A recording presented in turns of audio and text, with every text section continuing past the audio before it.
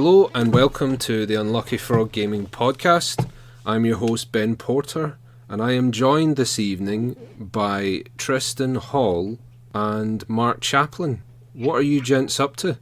Hello there, I'm Tristan and I'm currently in my kitchen on my laptop between photoshopping adverts for Board Game Geek about Lifeform. I've just had a curry. I'm having my one beer of the week because I'm watching my carbs this month. Okay. And I'm having a lovely time reading comments from our lovely backers. Yeah. So that was a lot of information there, but Tristan is on in his capacity as a game designer and publisher, not as a connoisseur of beers and curry, in case you didn't get that from there. And we're joined by Mark Chaplin as well. Mark, what are you doing? Not this very moment, but in your professional capacity. Well, thanks for having me, Ben. It's a pleasure. What am I doing? Well, like Tristan, I'm sat at home in my office. He said not what you're doing now. Yes, I know, but I can't think of anything else to say. It's going to be one of those interviews, isn't it? I can't think of anything. Obviously, it's an intoxicating whirlwind, the Kickstarter, and it sucks in all time, money, and life. So I can't really think about anything other than the board game. But I guess that leads off as the days roll on. But yeah. So Mark is the designer of Lifeform, and I'm the publisher in this project. That's what you wanted, is it?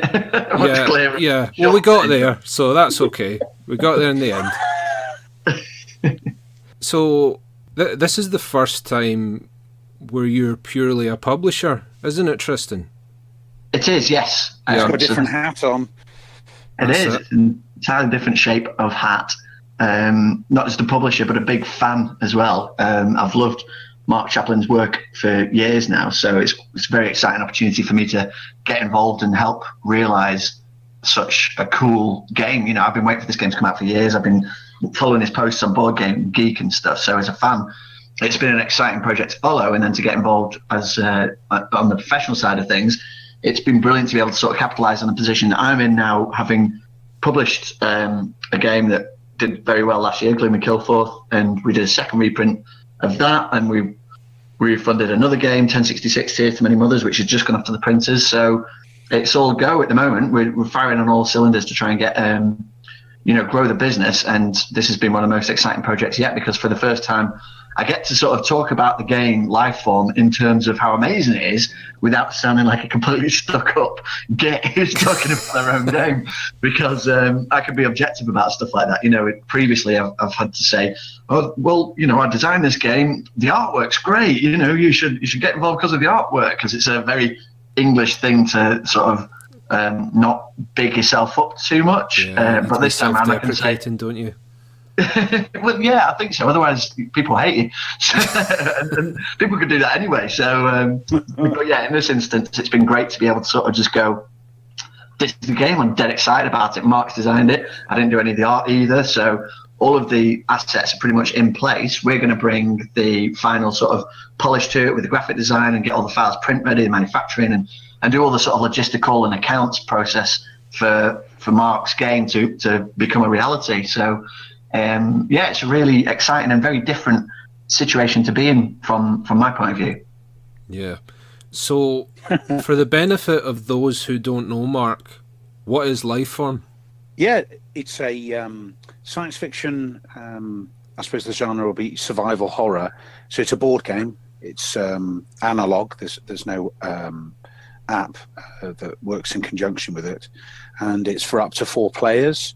And it has hidden movement, as it were. There's a lot of bluffing in it, and it's narrative driven, very thematic. It doesn't use dice.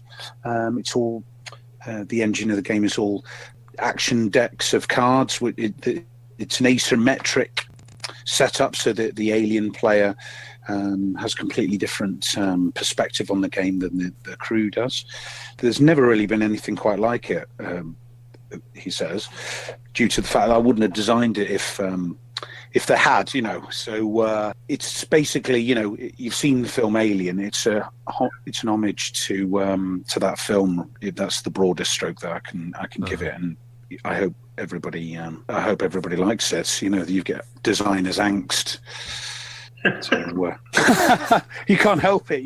There's a curve of, it's like a wave. I love the game. It's brilliant. Everybody likes it. And then you have a dark moment like, oh, I think the game's rubbish. And then, no, it's brilliant again. It's been a real, as Tristan says, the sea of space. It's been a sea of design highs and lows. So, but it's all in your head. The game hasn't changed. It doesn't get good or bad as the weeks go by. Things generally just go in a positive direction, don't they? So I've rambled there. No, ramble away. That's what you're here for. Yeah, it's a science fiction horror board game. As much as you can have a survival horror aspect to a board game, you can only inspire so much terror or fear in somebody sat around with their friends playing a board game. So naturally, for me, when I sat down with Tristan at Aircon and he was telling us about Lifeform, and I hear that it's a bunch of the crew of this ship are trapped in the ship with this alien, the Lifeform. Naturally, the comparison I drew in my ignorance was Space Hulk, but it's very different from that, isn't it? Yes, though. Yes, Space Hulk is scenario based. But it's like the grandfather of that sort of genre, and really Space Hulk's aliens more than Alien. I'm glad to have the comparison because it's still a game that I would rate very highly. I've played it in the last couple of years, and I think it holds up because of its simplicity and there's no fat on that. It's in that ballpark, but Lifeform is basically one scenario, and you're playing the whole ship. Where obviously you've just in Space Hulk, you've got you're defending a particular room, or you've got to flame some reactors or whatever the mission might be. So, but Lifeform, you've got one with the crew players have got one objective: load a shuttle with enough supplies to get off onto an emergency shuttlecraft and escape. All the while, a timer has already been set at the game's beginning, so they've got 30 minutes of game time to use to get before they get off. And all the while, that would be a difficult enough task to load up a shuttle, say in 30 minutes, in a huge mining starship. But also, you've got the alien creature is trying to eat them or do other despicable things to them in the meantime. It's very inconvenient. It is, isn't it? Of all, and just as well, the other thing that's gone wrong, there's a homicidal mining android's gone wrong just at the same point. Oh, good grief. You're like, really? Is this coming down the corridor? I haven't got enough to worry about. Yeah. So quite a few plates to spin then. Yeah. Yes. But it's straightforward. It's one of those games where the systems, the systems, nearly all of them straightforward. But obviously, if you layer too many straightforward system ones, you end up with a very complex game. But because of the theme and that, people pick it up really quick. They understand. Right, I've got time. I know what I need to do. I've got to load a shuttle, and I've got to get from here to there. Obviously, that's the simplest form of it. But yeah, it's people, they grasp what they need to do really quickly.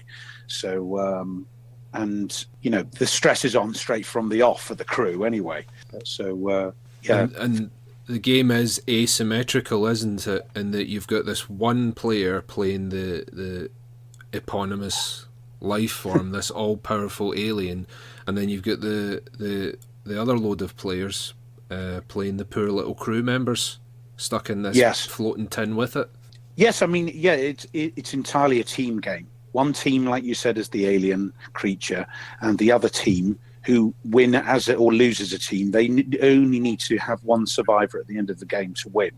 So it's not, it's not co-op. It's a team, but obviously one team has to, they have to cooperate with each other. But yeah, it's their actions are asymmetric. The crew players, obviously, unlike I'd say virtually every other version of that type of scenario, a Dead Space kind of we're trapped on a spaceship thing. The crew, to 99% of the time, are Space Marines in, battle dress with plasma weaponry and what have you. In this, they're miners. Yes, they've all got scanners and what have you. They've got their wits and what they pick up on the way. So, and the worst of it is, obviously, if you were in the situation, the flamethrowers have, they largely ineffective, and you've got, makeshift cattle prod, shot prod, what have yous, and they're ill-equipped for the situation they find themselves in, which is that's unlike most board games where they try to you're a Space Marine and you're trying to get yourself out of the situation. So and the other main thing that makes it unique is that there's only ever one threat. The creature never multiplies or metamorphosizes into multiple versions of itself or anything like that. So there's just one badass creature that cannot be killed during the 99% of the sequence of the game. You can only be killed on the shuttlecraft. That's it, only if there's a fight on there. And it's almost like a god in power, but that doesn't mean the game's impossible. It's certainly possible to defeat the alien. Otherwise, people wouldn't want to play the game again, I guess. So it is. They have got a good deal of chance if they're proactive and work together and think on their feet.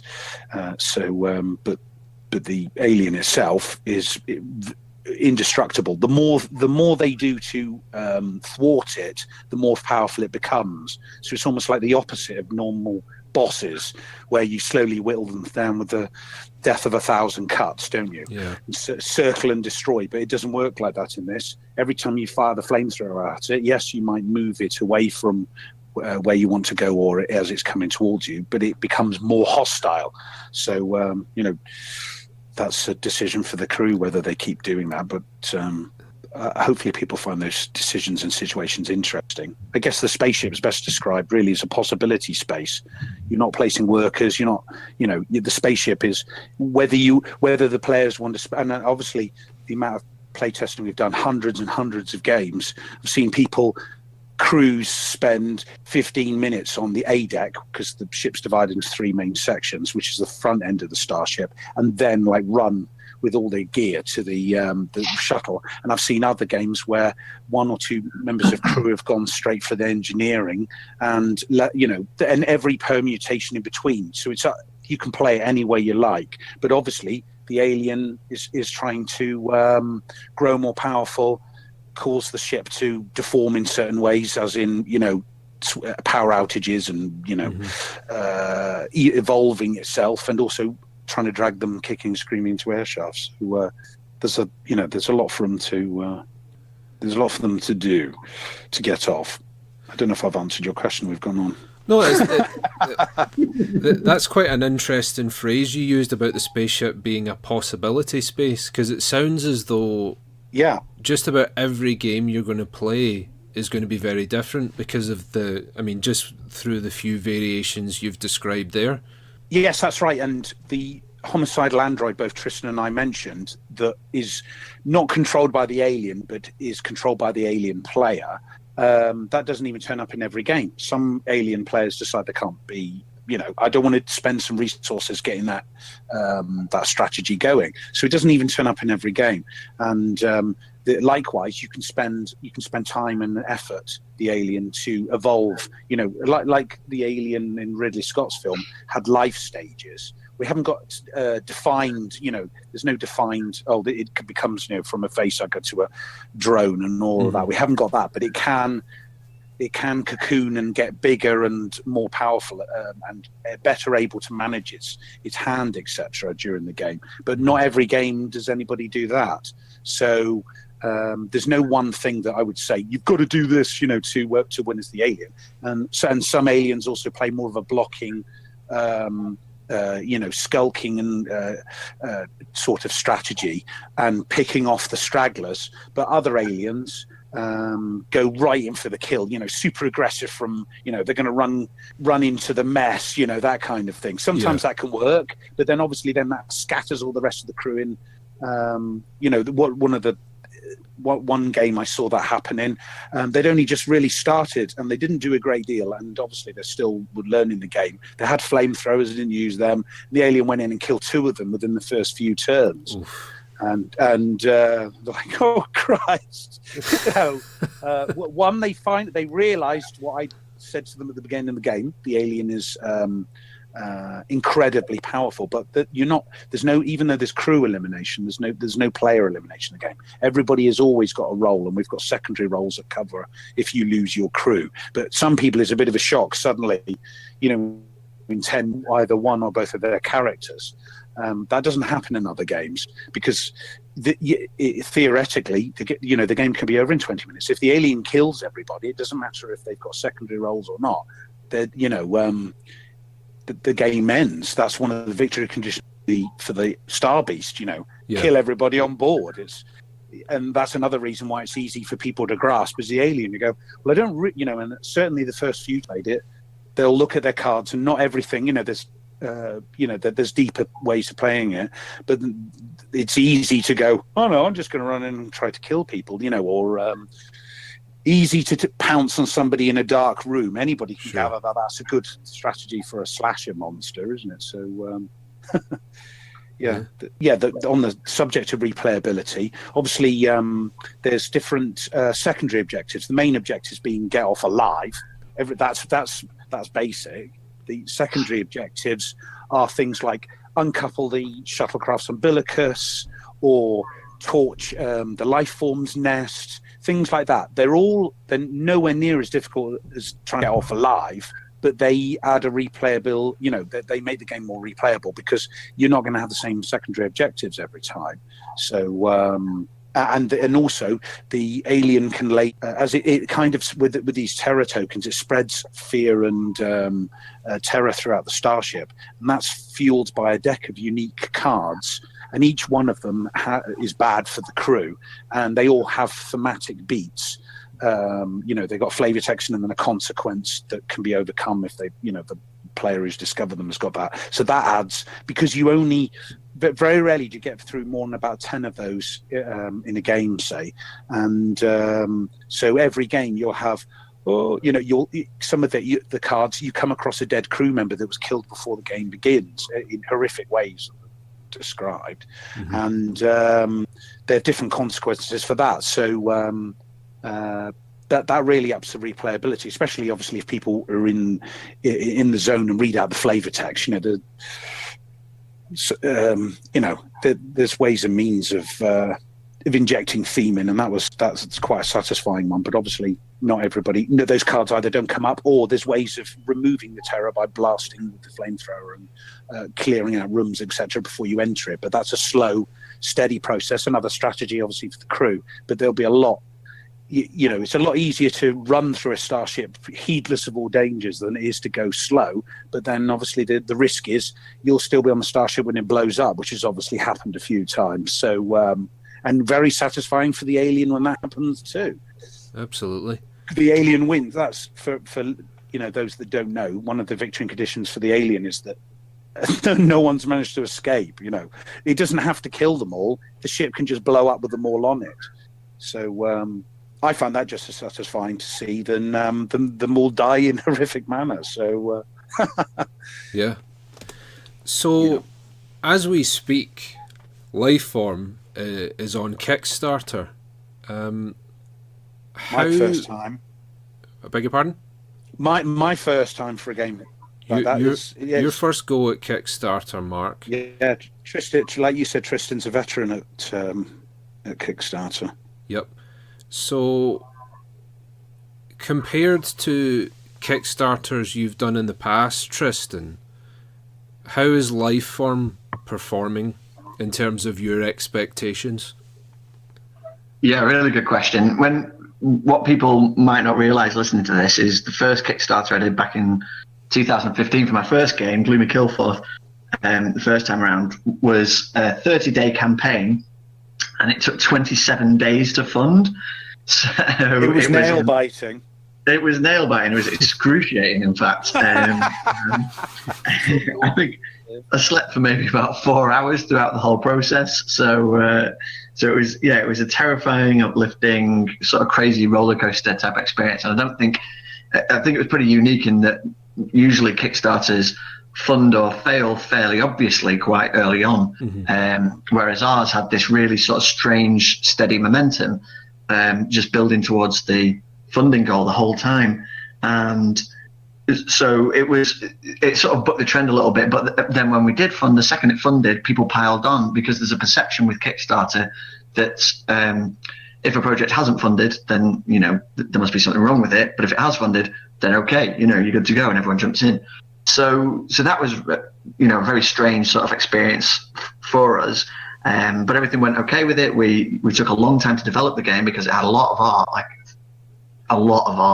And when it finally came out and it landed, it was received really well. We had great reviews, and the demand was so high that our retailers asked for another print run immediately. So, but at that point, I was already prepping for my second game, 1066 Tears to Many Mothers, which is a 1 to 2 player card game, which is very different from like this big fantasy adventure game, Bloom and Killforth.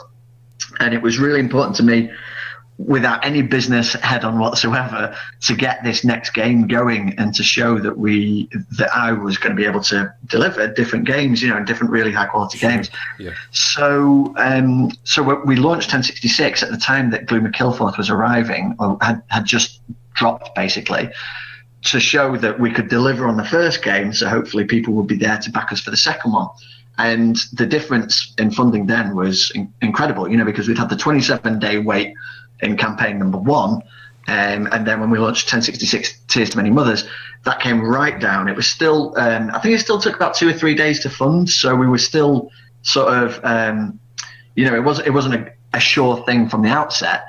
And we launched at UK Games Expo as well to try and sort of create a bit of a buzz about the game as well. And it worked, and we got there, and once we funded, we were able to get running with the campaign, which was great.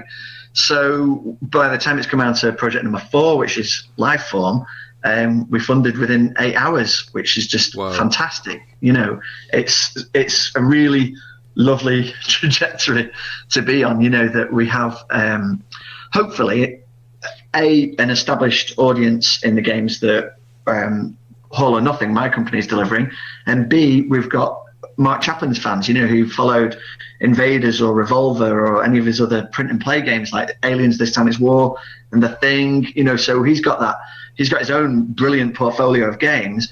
And so to bring those two sort of audiences together with on Kickstarter just seems to have really, lit people's imaginations. So, we're less than 2 days in and we're already 150% funded. So it's a fantastic position to be in, because whatever you think of it from a financial perspective, it's just that we're making fun, cool games that people are happy to buy and play. And I don't think I'll ever get over that, that we're creating things. We're making, I don't want to sound too pretentious here, but getting paid to be creative, and put cool projects out there is just absolutely brilliant position to be in. So I don't take a single day for granted, and every single backer that comes in, we welcome on the comment section and make sure that everybody's part of this community, because Kickstarter does something that I'd never seen before. It builds these collaborative communities where everybody's working towards the same goal.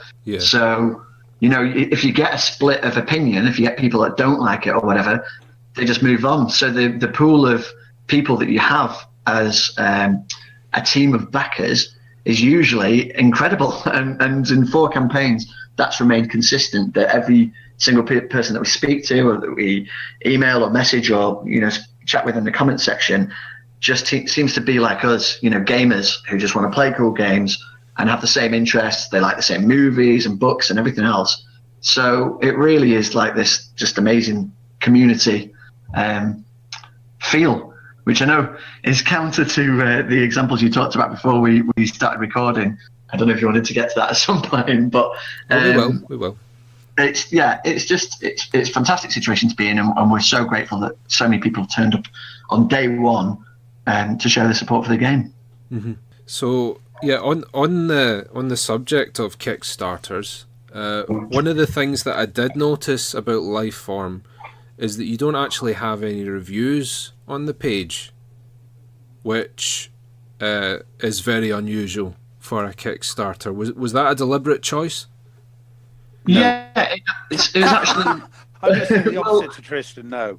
Yeah, well, it was. We were obviously keenly aware of it before we launched, and there are very few prototypes of Lifeform in doing the rounds, basically. Mm-hmm. But one of the, from my point of view, one of the sort of key influencers is game designers and publishers that I follow and that I love, and they have set up a backlog or a catalogue of amazing games that they just launch. You know, there's no fanfare or sort of pandering to particular sort of celebrity reviewers or anything like that. If you look, for example, Ryan Lawcat, who's got an amazing body of work, he does all of the design and he does all the artwork himself as well. And his games don't generally have reviews. They're just, here's the information, here's the full playthrough video, here's the rules, here's a promo video, here's the artwork, and it gives you all the information. And if you're a fan of his, you just go on, you check it out, and if it's the kind of thing that you're interested in, you jump in. So it sort of shortcuts that third-party kind of paid-for reviews and stuff that you can get mixed with the not paid-for reviews. I'm not saying for one second here that reviews are a bad thing, but this gives us a direct access to our backers with just, here's the game, here's the pedigree that we've got. Mark Chaplin's designed it. You know that we deliver super high-quality components in games, and we don't scrimp on the costs of the games. So if you combine those two things together, you've got the full playthrough video, so you can watch that, see if it's the kind of thing that you like. We did intend to have the full rule book uploaded before we went live. That's going to be ready soon. Our graphic designers are both on holiday, which is unfortunate, but that's going to be up during the campaign. I know, it's taking time off. Do you know what I mean? But there's all the information that you need. Sorry, go on. No, I was just saying it was very inconsiderate of them doing that. It was really inconsiderate. And they'll be getting slapped wrists when they get back. But so it's got all the information that you need. And I guess it was a bit of a gamble not having, a name reviewer on there saying how great it was or something like that. But it doesn't seem to have held it back at all. I think the people who are interested have watched it, they've got involved, they've asked questions in the forums, the things that they're curious about. We're going to be releasing information about the solo play. Mark's going to be doing us a full playthrough video of that. So everything that you need to know about the game is on the page. And like I say, it's really not held us back. So it's been interesting because it's not that we're anti-reviewer, and it's certainly, people have played the game. In fact, one review has gone up on Board Game Geek, so we'll probably be sharing that in the next update as well. Mm-hmm. So people have played the game and loved it. And we haven't really courted anyone specifically to sort of go, right, we're going to build our campaign around your video, which I know a lot of very successful Kickstarters do, because certain reviewers have an established audience of, 10, 20, 30,000 viewers. So if you can, court those guys and get a copy of the game into their hands, then make sure that they love it and then they share it, then you can build your campaign around that. But that's really never how we've functioned. We've been lucky enough to have the interest of certain reviewers in the past who've done an excellent job of showing the game off, but it's just happened with the timing of Lifeform. There was a key moment that I had to wait for before we would launch it, which I'll come to in a second. But part of the process and the just the calendar of its development has meant that as we've launched, there are no review videos online. Yeah. But the big thing that was holding me up personally from hitting go on the Kickstarter was making sure that our last game, 1066 Tears to Many Mothers, went off to print. Mm-hmm. So days before we launched, we got all the final files boxed off, and it was a big moment for me to be able to say to our existing backers, look, this project has now been taken care of. It's off to the printers. It's out of our hands. It's in the hands of the gods, and it's on its way to you. And there was no way in my mind that we could launch before that. So we had to sort of manage the expectations of our existing backers and make sure that they know that all of the projects that we do are getting the love that they deserve. So that was a big waiting point for me that we had to get past. That's quite reassuring to hear,